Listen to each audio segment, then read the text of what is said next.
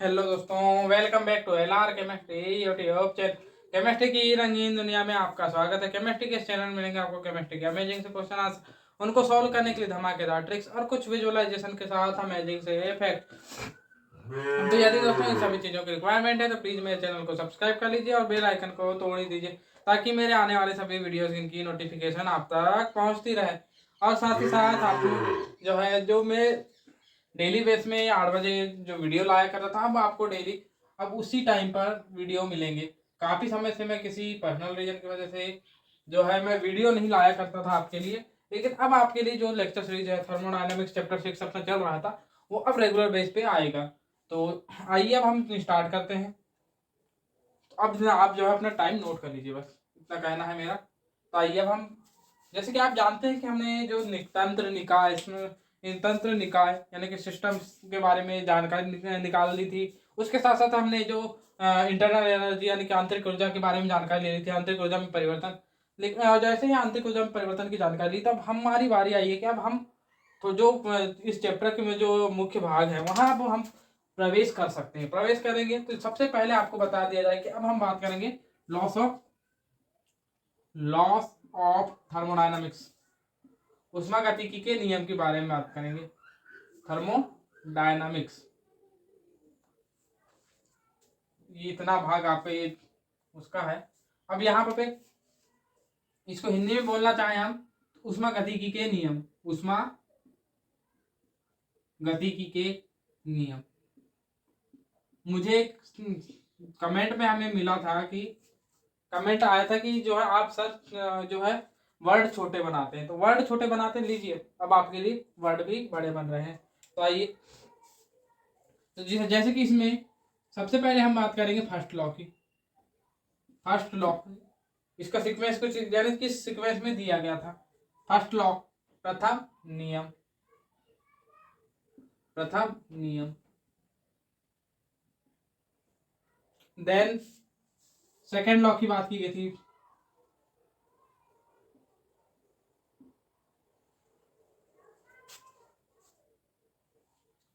द्वितीय नियम।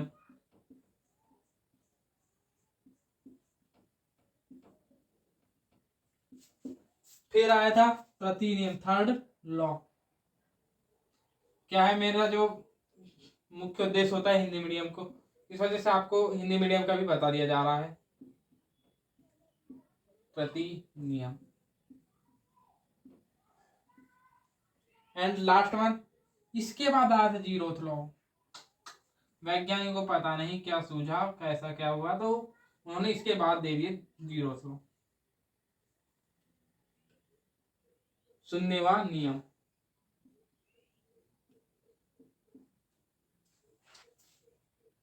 और वैज्ञानिकों ने एक चीज देखी कि जो है शून्यवा नियम इन तीनों नियमों का बेस है। ये शून्यवा नियम इन, वैसे तो इसे चतुर्थ नियम बोल सकते थे, लेकिन शून्यवा नियम इसलिए बोल दिया गया कि प्रथम नियम तो पहले ही बोल दिया गया था, लेकिन इन तीनों का जो बेस है वो बेस तैयार होता है इस नियम के सहारे। इस वजह से इसे शून्यवा नियम बोल दिया गया। शून्यवा नियम बोलने का कारण बता दिया गया आपको। अब बता दिया जाए कि फर्स्ट लॉ के पहले हमको पढ़ना पड़ता है उष्मा, सॉरी आंतरिक ऊर्जा में परिवर्तन, और इसके सहारे हमें क्या जानकारी मिलती है, ऊष्मा में परिवर्तन। प्रथम नियम के जरिए जानकारी मिलती है ऊष्मा में परिवर्तन के बारे में, और साथ ही साथ ऊष्मा में परिवर्तन मतलब हमें कहीं ना कहीं एंथैल्पी के बारे में जानकारी मिलेगी। अब एंथैल्पी क्या होती है, कितने प्रकार की होती है, दहन की एंथैल्पी क्या होती है, विरेचन की एंथैल्पी क्या होती है, बॉन्डिंग यानी बॉन्ड एनर्जी यानी बॉन्ड एंथैल्पी, आबंधन की एंथैल्पी क्या होती है, ये सभी चीज़ों के बारे में जानकारी आपको आगे चल करके मिल जाएगी। बॉन्ड किस प्रकार बनेंगे, बॉन्ड कैसे टूटेंगे, आपको पूरी जानकारी यहीं पर मिलेगी। मुझे पता है कि एक बोरिंग सब्जेक्ट है, मुझे थोड़ी एक्टिविटीज करके बतानी पड़ेगी, लेकिन चलिए कोई दिक्कत नहीं, हम आगे चलते हैं। अब आते हैं एंट्रोपी। एंट्रोपी क्या होती है, एंट्रोपी का परिवर्तन क्या होता है, एंट्रोपी में क्या क्या चीज़ों की बात आती है, कहाँ क्या चीज़ कैसे परिवर्तित हो गया एंट्रोपी, ताप के साथ उसमें ताप के साथ किस प्रकार संबंधित हो गया एंट्रोपी, इस इन सभी चीज़ों के बारे में हम जानकारी लेंगे। पर उससे पहले सेकंड लॉ पढ़ेंगे, सेकंड लॉ से मिलेगी हमें एंट्रोपी के बारे में जानकारी। तो एंट्रोपी के बारे में इस प्रकार आप जानकारी ले सकते हैं, बिल्कुल आपको बेसिक से बताई जाएगी। एंथैल्पी में आपको बिल्कुल आप कंसंट्रेशन होकर के पढ़िए, आप कोई दिक्कत नहीं आएगी, और कोई दिक्कत आएगी तो मुझे बताइएगा। और एंथैल्पी आपको जितने भी प्रकार के बीएससी एमएससी हर लेवल के यहाँ पर एंथैल्पी बताई जाएगी। और एंट्रोपी में भी जिस लेवल तक मैं जा सकता हूँ वहां तक आपको ले जाऊंगा। ये नहीं सोचूंगा कि आप 11th में, मैं सोचूंगा आप जो है पूरे तरीके के एंट्रोपी, मैं ये सोचूंगा जरूर कि आपने कुछ नहीं पढ़ा है, लेकिन फिर भी आपको एंटायर केमिस्ट्री तक की एंट्रोपी एंथैल्पी बता दी जाएगी। तो आइए इसके बाद बाद आएगी जानकारी। सबसे पहले हम तो जीरोथ लॉ पढ़ेंगे, फिर फर्स्ट लॉ पढ़ेंगे, फिर सेकंड लॉ पढ़ेंगे और फिर थर्ड लॉ, और थर्ड लॉ के बाद chapter end. Tata bye bye good bye, जय श्री राम, कह देना आप आ जाइए। इसके बाद जो है अब हम बात करते हैं जीरोथ लॉ की। ज्यादा कोई बकवास नहीं, सीधे आते हैं जीरोथ लॉ में। तो आइए दोस्तों हम बात करते हैं जीरोथ लॉ के बारे में। अब यहाँ पर मैं आपको कुछ इस तरीके से 3 निकाय मान लीजिए, अब इसको समझा, पहले तो आपको वर्डिंग के जरिए समझाने की कोशिश करता हूँ, उसके बाद आपको इन तीनों निकायों को आपस में मिला करके बताऊंगा। पहले वर्डिंग के जरिए समझा देता हूँ, उसके बाद जो आपके जो निकाय है या फिर जो थोड़े से जो मेरे पास अवेलेबल थिंग्स हैं, उनके अवेलेबल वस्तुएं हैं, उनके जरिए बताने की कोशिश करूंगा। तो आइए ये रहे। तो कोई दो मान लीजिए 3 आपके निकाय हैं। ये मान लीजिए आपका ए निकाय है, ये आपका बी निकाय है, पतला तो मोटा वैसा भी लंबा जैसा है, बस आप देखिए बोलिए ए बी सी बोल करके आगे बढ़ जाइए। गुड स्टूडेंट, आगे बढ़ गए। आइए अब हम आते हैं इसी चैप्टर में। ओहो, तो आज ही हो गई हंसी मजाक की बातें, आते हैं अब। तो यहाँ पर पे जो आपका ए है, ये कहीं ना कहीं डायरेक्टली इनडायरेक्टली जैसा भी कहते हैं उष्मा का आदान प्रदान कर रहा है। उसी प्रकार मान लीजिए कि बी भी आपस में इस प्रकार से उष्मा का आदान प्रदान कर रहे हैं। तो शून्यवा नियम क्या कहता है, अगर ए उष्मा का आदान प्रदान बी से कर रहा है और बी सी से उष्मा का आदान प्रदान कर रहा है, इस स्थिति में डायरेक्टली या इनडायरेक्टली, डायरेक्टली हो या इनडायरेक्टली हो, वो ए से भी उष्मा का आदान प्रदान करेगा। अगर से ए बी से और बी सी से कनेक्टेड है, कुछ इस तरीके से मान सकते हैं, ए बी से बी सी से कनेक्टेड है, तो आप इसे जो है ना सी ए से डायरेक्टली इनडायरेक्टली कनेक्टेड है, जिस वजह से उष्मा का आदान प्रदान हो रहा है। तीनों में आपस में उष्मा का आदान प्रदान हो रहा है। ये होता है उष्मागतिकी का शून्यवान नियम। तो देखिए इसे आप गणित का एक जो है, गणित में जैसे कि ए बी से बड़ा है और बी सी से बड़ा है, तो ऑब्वियसली बात है कि ए सी से बड़ा होगा। कुछ इस तरीके से आप निकाल सकते हैं इनको, इन संबंधों के जरिए। एक बार ऐसे समझाने के लिए बोला, आप इसे इस तरीके से भी ले सकते हैं, कोई बात नहीं। ए बी बी सी गणित के संबंधों से हमने निकाल ली, ऐसे ही मतलब अगर से ए बी से कनेक्टेड है, बी सी से कनेक्टेड है, तो ऑब्वियसली बात है कहीं ना कहीं डायरेक्टली हो इनडायरेक्टली हो, वो ए से कनेक्टेड तो होगा ही होगा। सी ए और सी भी आपस में कनेक्टेड होंगे, ये बोल रहा है। ओहो, बात तो आ गई सर जी, कहीं ना कहीं आधी बात तो समझ आइए। लेकिन आप अगर से मान लीजिए आप कुछ एक्टिविटी करके बताएं तो बिल्कुल हमारे दिमाग में बैठ जाए। चलिए तो आइए, मान लीजिए आपका ये निकाय ए है, इसे आप निकाय बी मानिए, और ये आपका निकाय सी है। अभी हमने निकाय सी को अलग रख दिया। मान लीजिए कुछ इस तरीके से आपका निकाय ए और बी आपस में कनेक्टेड है, जिस वजह से उष्मा का आदान प्रदान हो रहा है, और उष्मा का आदान प्रदान हो रहा है। और वैसे ही आपने ए को अलग किया, बी और सी आपस में कनेक्टेड है। मान लीजिए मैंने इस तरीके से कनेक्ट कर दिया, यहाँ पर इस तरीके से कनेक्ट कर दिया, तो यहाँ पर उष्मा का आदान प्रदान हो रहा है। चलिए तब देखिए मैं कहना क्या चाह रहा हूँ कि देखिए कुछ तीनों इस प्रकार है। मान लीजिए यहाँ पर रख देता हूँ मैं, अब कोई दिक्कत नहीं है, थोड़ा सा कनेक्ट बस होना चाहिए, बताना चाह। तो तीनों इस प्रकार कनेक्टेड है कि ए बी से बी सी से कनेक्टेड है, तो ये डायरेक्टली कनेक्टेड है, और इस वजह से ए और सी में भी आपस में उष्मा का आदान प्रदान हो रहा है। लीजिए अगली स्थिति आप इस तरीके से बना सकते हैं कि ए और बी आपस में कनेक्टेड है। जी हाँ कहेंगे आप हैं, जिस वजह से उष्मा का आदान प्रदान हो रहा है। आइए बी और सी कुछ इस तरीके से आपस में कनेक्टेड है। जी हाँ आप भी कहेंगे उष्मा का आदान प्रदान हो रहा है। अब तीनों के एक साथ रखें, ये देखिए ए बी से कनेक्टेड है, बी सी से कनेक्टेड है। आप डायरेक्टली कहें या इनडायरेक्टली कहें, लेकिन फिर भी ए और सी आपस में कनेक्टेड रहेंगे। ये कहता है आपका शून्यवान नियम। और कनेक्टेड है, इस वजह से ऊष्मा का आदान प्रदान होगा। थर्मोडायनेमिक्स भैया हम पढ़ क्या रहे हैं, हम पढ़ क्या रहे हैं, बार बार आप दोहराते जाइए, मैं एक ही शब्द बोलता हूँ, बार बार दोहराते जाइए। लॉस ऑफ थर्मोडायनेमिक्स पढ़ रहे हैं और कहीं ना कहीं हम थर्मोडायनेमिक्स में पढ़ रहे हैं। तो ऊष्मा के बारे में अपन ऊष्मा गतिकी के बारे में पढ़ रहे हैं। अब ऊष्मा गतिकी के बारे में पढ़ रहे हैं, थर्मोडायनेमिक्स, तो हम ऊष्मा की तो बात करेंगे थर्मो केमिस्ट्री के बारे में जानकारी लेंगे ही लेंगे। थर्मो अपन ऊष्मा शब्द आपका बार बार आता रहेगा, इस वजह से ऊष्मा का आदान प्रदान होता रहेगा। लीजिए, तो यही इतना ही है आपका शून्यवान नियम। आइए अब हम आते हैं फर्स्ट लॉ पे। तो आइए दोस्तों, जैसे कि आप देख रहे हैं फर्स्ट लॉ हेडिंग डल चुकी है, तो हेडिंग डल चुकी है प्रथम नियम। तो यहाँ पे हम बात करेंगे प्रथम नियम के बारे में। तो आपको प्रथम नियम बताने से पहले आपको बता दिया जाए कि जो ये प्रथम नियम है ये आपको दिया गया था, आपको बताया था 1840 में, सन 1840 में। किसने बताया था? तो मेयर एंड हेल्महोल्ट्ज नामक दो वैज्ञानिकों ने बता दिया था। हिंदी में लिखना चाहे तो मेयर और हेल्महोल्ट्ज, इन्होंने बताया था। मेयर एंड हेल्महोल्ट्ज ने बता दिया था। तो इनने क्या नियम बनाया, देखिए इनके हिसाब से ऊष्मा को ना तो बनाया जा सकता है, और रियलिटी बात यही है, ऊष्मा को ना तो बनाया जा सकता है ना ही नष्ट किया जा सकता है। ऊष्मा को ना तो बनाया जा सकता है ना ही नष्ट किया जा सकता है, बस इनका रूप परिवर्तित किया जा सकता है। मतलब ये अगर विद्युत ऊर्जा के रूप में है तो इन्हें ध्वनि ऊर्जा के रूप में बदल सकते, ध्वनि ऊर्जा है तो ऊष्मीय ऊर्जा के रूप में, मतलब एक प्रकार से एक ऊर्जा के रूप को दूसरे की ऊर्जा के रूप में परिवर्तित किया जा सकता है। इसे ना तो बनाया जा सकता है ना ही नष्ट किया जा सकता है। ये तो बेसिक सी बात है। ये आप शायद आप ऊष्मागतिकी का प्रथम नियम किसी न किसी रूप में जो आप अर्थ से पढ़ते आ रहे हैं। कहाँ से पढ़ते आ रहे हैं? अर्थ से। आप अगर से पुराने माध्यम के, तो मेरे को जहां तक याद है मैंने अर्थ में पहली बार ऐसी चीजें पढ़ा था। अब किस नियम के रूप में पढ़ा था मेरे को ध्यान नहीं है, लेकिन ऐसी चीजें पढ़ा था मैंने। तो अर्थ से पढ़ते आ रहे हैं आप, तो बहुत इजी हो जाता है अब ये नियम की जो ऊर्जा को तो ऊर्जा संरक्षण का नियम के रूप में।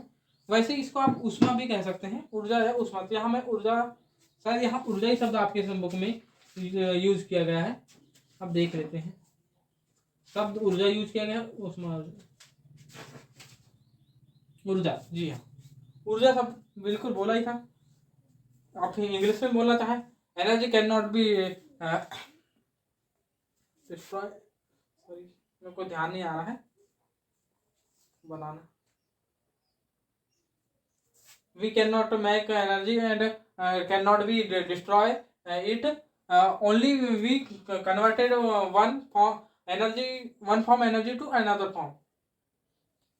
थोड़ी सी इंग्लिश में बोलने में थोड़ी सी हो सकता है एक दो शब्द, क्योंकि मैं हिंदी मीडियम की क्लासेस ले रहा हूँ और मैं अभी इंग्लिश में ज़्यादा प्रिपरेशन करके नहीं रखा हूँ। लेकिन जब मैं इंग्लिश मीडियम, वैसे तो मैं पढ़ाना चालू कर चुका, मैं इंग्लिश मीडियम हमारे इधर जो गुरुकुल पब्लिक स्कूल है वहाँ पर पढ़ाना चालू कर चुका हूँ मैंने। तो आप वहाँ जाकर के मुझसे मिल सकते हैं। तो आइए, गुरुकुल पब्लिक स्कूल काफ़ी अच्छा स्कूल है और इस स्कूल में आपको हर प्रकार के स्टूडेंट और साथ ही साथ आपको हर प्रकार के अच्छा इन्वायरमेंट मिलेगा आपको, और काफ़ी नामी गिरामी स्कूल है और गुरुकुल स्कूल में पढ़ने वाले स्टूडेंट काफ़ी आगे तक गए हुए हैं। तो बिल्कुल आप इस स्कूल में अपने स्टूडेंट यानी अपने जो बच्चे हैं उन्हें भेज सकते हैं। वैसे तो इस साल का जो एडमिशन शायद एंड हो चुका है। आप नेक्स्ट सेशन में जब भी करेंगे तो आप गुरुकुल स्कूल एक बार आइए, वहाँ पर टीचरों से मिलिए, आपको बहुत अच्छा माहौल मिलेगा और आप वहाँ एडमिशन करा सकते हैं। तो आइए अब हम बात करते हैं अपने स्कूल में। स्कूल से अब हमारी याद आती है अपने कोचिंग की, यानी कि यूट्यूब इसकी। तो यहाँ पे ऊर्जा को ना तो बनाया जा सकता है ना ही नष्ट किया जा सकता है, इसे केवल इसका एक रूप से दूसरे रूप में परिवर्तन किया जा सकता है, बस इतना ही है। और इसके बाद जो है ना बात आती गणितीय व्याख्या की। गणितीय व्याख्या, गणितीय व्याख्या कहते हैं या फिर गणितीय सूत्र निरूपण। तो इसके लिए आप जो है ना आपको लिखना होगा अपनी कॉपी में कि माना, लिखिए, माना किसी, आप लिख सकते हैं, आप कुछ इसी तरीके से मैं भी दिखाना चाहूंगा। माना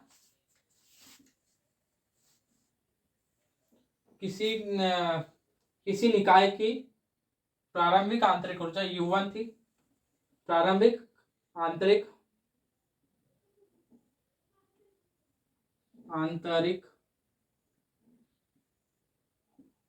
ऊर्जा U1 थी, और इसे दी गई ऊष्मा, इसे Q ऊष्मा दी जाने पर, तथा Q ऊष्मा दिया गया, तब जो है इसकी अंतिम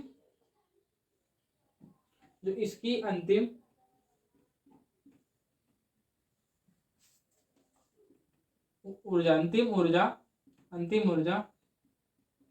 क्या हो गई, U2 हो गई। तब साथ ही साथ आपको बता दिया जाए कि इस स्थिति में जो है तंत्र पर कार्य किया जाता है, पर किया गया कार्य, आप जिस तरह के तरीके से मैं लिख रहा हूं वैसा भी लिख सकते हैं।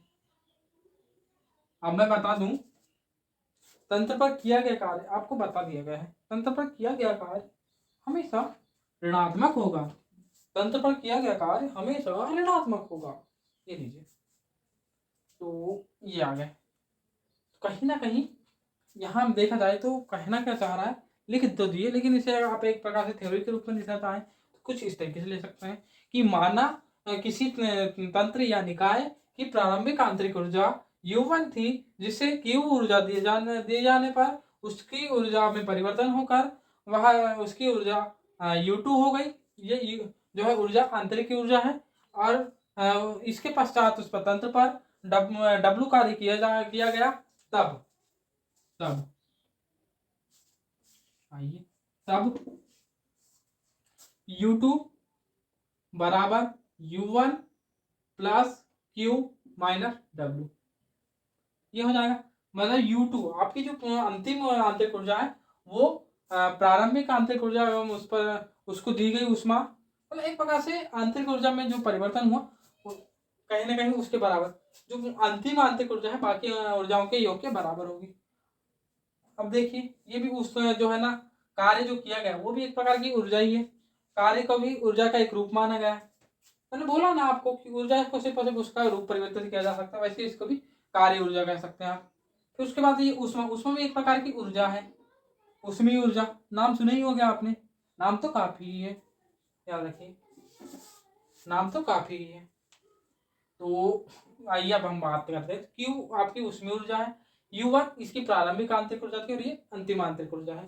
तो यहीं से हम करते हैं, हम एक और चीज कह सकते हैं कि U2 माइनस U1 कर सकते हैं, हम U2 माइनस U1 कर सकते हैं, तो Q माइनस W ये हो जाएगा। जी हाँ, तो ये जो है ना किसी भी चीज के अंतिम जो माइनस प्रारंभिक करते हैं तो वहां परिवर्तन हो जाता है, अंतिम माइनस प्रारंभिक करने पर परिवर्तन आ जाता है, जिसे डेल्टा से डिनोट किया जाता है, परिवर्तन को डेल्टा से डिनोट किया जाएगा। और इस जो है ये U है, U का मतलब है कि आंतरिक ऊर्जा, Q माइनस W ये हो गया, लिख दिया जाए यहाँ पे, जहां डेल्टा U आंतरिक ऊर्जा में परिवर्तन है, आंतरिक ऊर्जा में परिवर्तन है। जी हाँ, आप आराम से इस तरीके से लिख सकते हैं। तो दोस्तों आप लिखिए, तो आपने जैसे कि लिख लिया होगा, तो अब मैं आपको बता दूं, अब जो है आपको एंथैल्पी के बारे में थोड़ी बहुत जानकारी दे दी जाएगी और इसके बाद ये वीडियो आज का खत्म हो जाएगा। आइए दोस्तों अब हम बात करते हैं एंथैल्पी। एंथैल्पी जैसे कि मैंने बताया था कि ये कहीं ना कहीं प्रथम नियम से आया हुआ टर्म है। अब प्रथम नियम से आया हुआ टर्म क्यों है, क्योंकि प्रथम नियम में हम कहीं ना कहीं बात करते हैं काय की, ऊष्मा परिवर्तन की, काय की बात करते हैं हम, ऊष्मा परिवर्तन की। तो ऊष्मा परिवर्तन तो वैज्ञानिकों ने, जैसे आप गैस नियम में देखते होंगे, क्या स्थिर ताप, स्थिर दाब आपने बिल्कुल इसके बारे में जानकारी ली हुई है। और फिर स्थिर आयतन,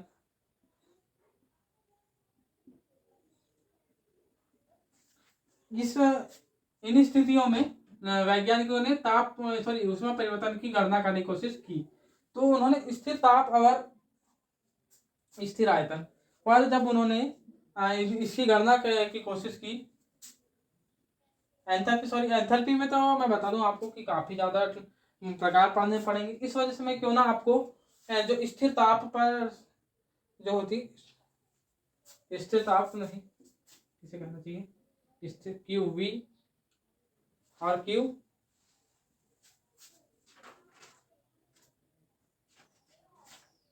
उष्माधारिताएं जिसे कहते हैं हम, उष्माधारिता जिसमें क्यू वी सी वी और सी पी, हम इनके बारे में जानकारी ले लेते हैं। ये तो रहने दीजिए ना, मैं लास्ट में ही बता देता हूँ। जैसे एंथैल्पी खत्म होगी उसके बाद सी वी और सी पी इनके बारे में भी जानकारी ले ली जाएगी। चलिए, जैसे ये है जो है ना स्थिर आयतन की बात उतनी ज्यादा जो है, जैसी बात है यहाँ स्थिर ताप पर, तो वैसे रियलिटी बता दिया जाए कि स्थिर ताप पर ऊष्मा परिवर्तन थोड़ा सा मुश्किल होता है जज करना। इस वजह से स्थिर ताप की बात होती नहीं है। और जो स्थिर दाब पर है वो इस तरीके से यहाँ पर सीपी की गणना हो जाएगी। और जो आपकी एंथैल्पी है, एंथैल्पी भी जो है ना आपको जैसे ही जो है ना, सॉरी कट नहीं का लगाना, जो ये उसमें परिवर्तन जो है ना, उसमें परिवर्तन जब स्थिर दाब पर देखा गया तो उसे ही हम कहते हैं क्या, एंथैल्पी। स्थिर दाब पर ऊष्मा का परिवर्तन क्या कहलाता है आपका, एंथैल्पी। तो आइए इसे अब हम एक परिभाषा के रूप में किस प्रकार देखेंगे। तो आइए,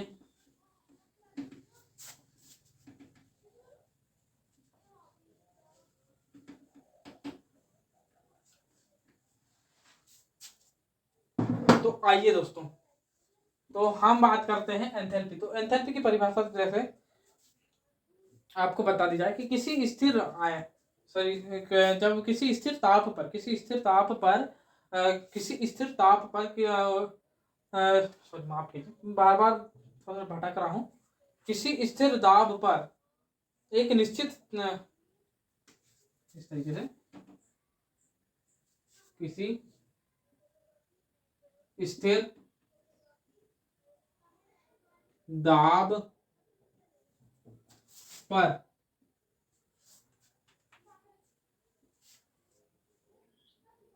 किसी स्थिर दाब पर किसी निकाय की, क्योंकि हम बात किस करते हैं हमेशा यहाँ पर निकाय या तंत्र की बात करते हैं। जितना भी उसमें में परिवर्तन होता है वो निकाय या तंत्र में होता है, निकाय या तंत्र में ही होगा आपको उसमें परिवर्तन। ये तो मैं बार बार बोले ही जा रहा हूं, बिल्कुल हाँ। निकाय या तंत्र की ऊष्मा में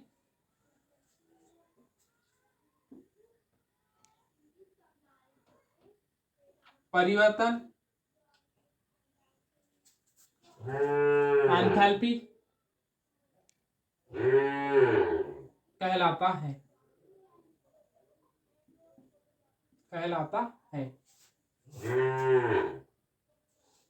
आप इसे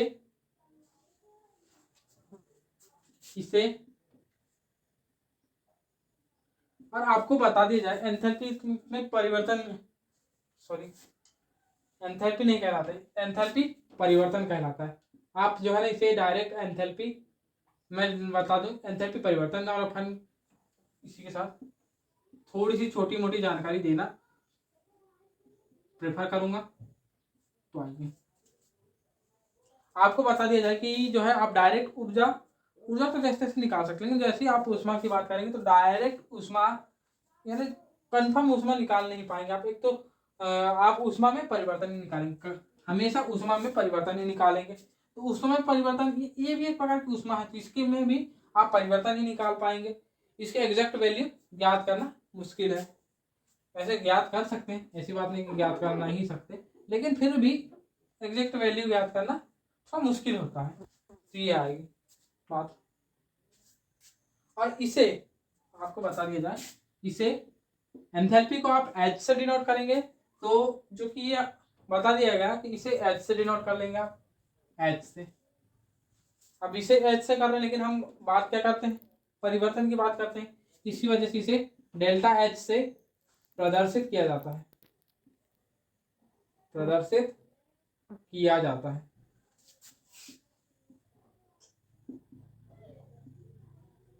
जी हाँ, यहाँ तक पहुंच गए। जी हाँ, तो आपसे एक थोड़ा सा छोटा सा क्वेश्चन कि ये कैसी घटना है, स्थिर दाब की घटना है। तो आइए दोस्तों हम बात करते हैं एंथैल्पी के मापन की। तो एंथैल्पी के मापन के लिए एक सूत्र दिया गया था, कुछ नहीं, डायरेक्ट आप याद रखिए, एक सूत्र दिया गया था। तो जहां पर वो सूत्र कुछ इस प्रकार था, डेल्टा एच बराबर delta U plus delta N G R T.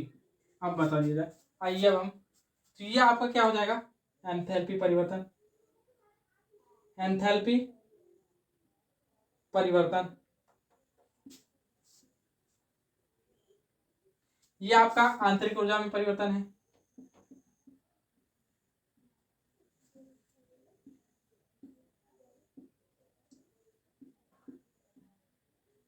परिवर्तन, ये है ताप, ये आपका गैस नियतांक है,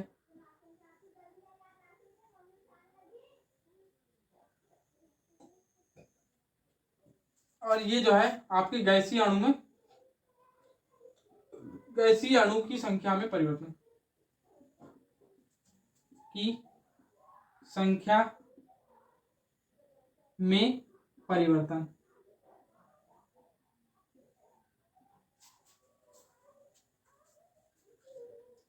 तो ये देख लीजिए, आप इस तरीके से इनको याद रख लीजिए कि कहाँ पर क्या बात है। और इसका सूत्र जो है आपके एमएससी लेवल तक या फिर बड़े बड़े कॉम्पिटेटिव एग्जाम में ये सूत्र बहुत बड़ा जो है रामबाण सिद्ध होता है। तो इस सूत्र को याद रखिए, डेल्टा एच बराबर delta U plus delta N G R T, इसे याद रखिए। और मैं आपको एक सूत्र बताना भूल ही गया था, जो कि था आपकी आंतरिक, सॉरी, उसमें जो कार्य में परिवर्तन होता है प्रथम नियम पर आधारित, जो कि ये आता है डेल्टा यू बराबर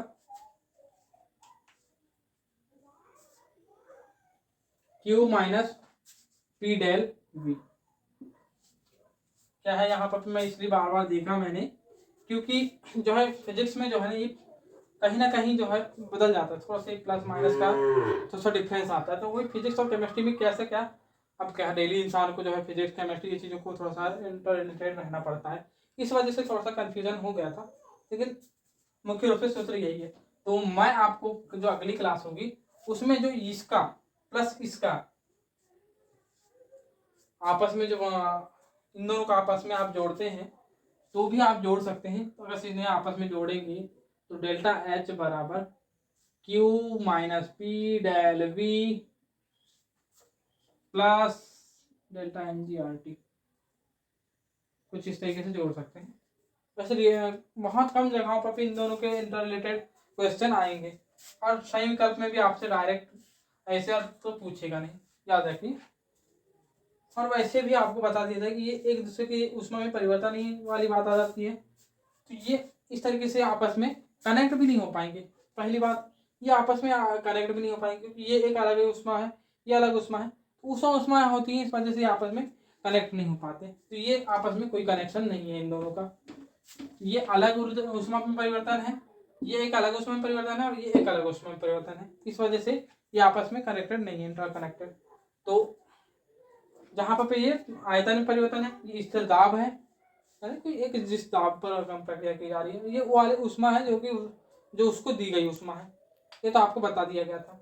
तो इन दोनों सूत्रों को आप ध्यान रखिए। नेक्स्ट क्लास में आपको इन दोनों सूत्रों पर आधारित न्यूमेरिकल कराए जाएंगे। उसके बाद जितने भी प्रकार के एंथैल्पी हैं 2 क्लासेस में आपको समाप्त कर दी जाएंगी। उसके बाद आपको सेकेंड लॉ के बारे में जानकारी दी जाएगी। तो दोस्तों, इसी के साथ मैं आपको इस वीडियो की समाप्ति की घोषणा करता हूँ, और साथ ही साथ आप इस वीडियो को अपने दोस्तों तक शेयर कीजिए, और साथ ही साथ मेरे चैनल को सब्सक्राइब कर लीजिए, दोस्तों मिलते हैं हम अगले वीडियो में। तो दोस्तों इसी के साथ जय हिंद, जय भारत, जय श्री राम।